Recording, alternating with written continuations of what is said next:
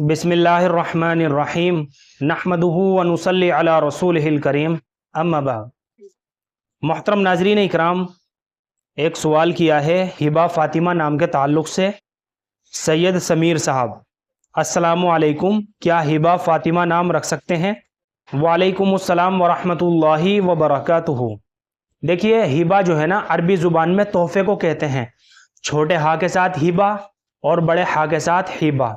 अलबत्ता बड़े हा के साथ जो हिबा आएगा ना, तो बा के बाद अलिफ आएगा, हा साकिन नहीं आएगा, यानी हा है, बा है और अलिफ है, हिबा। तो अरबी ज़ुबान में हिबा छोटे हा के साथ और बड़े हा के साथ, इन दोनों के माना तोहफ़ा, हदिया और गिफ्ट के है। तो ये नाम तो बच्ची का हम रख सकते हैं। और फ़ातिमा जो है ये फ़तम से बना है, और फ़ातिमा उस औरत को कहते हैं जिससे उसके बच्चे का दूध छुड़ा दिया गया हो। तो हिबा फ़ातिमा नाम का मतलब होगा हज़रत फ़ातिमा का गिफ्ट या हज़रत फ़ातिमा का तोहफ़ा, हदिया।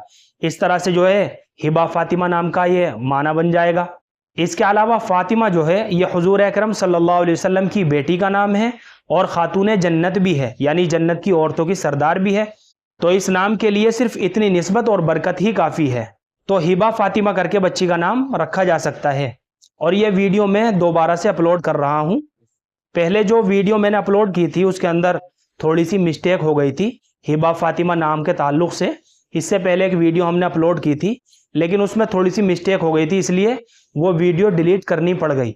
इसलिए ये वीडियो मैं दोबारा से बना रहा हूँ। अगर आप तक ये वीडियो पहुँच जाए तो आप इस वीडियो को देख लीजिएगा। हिबा फ़ातिमा करके बच्ची का नाम रखा जा सकता है।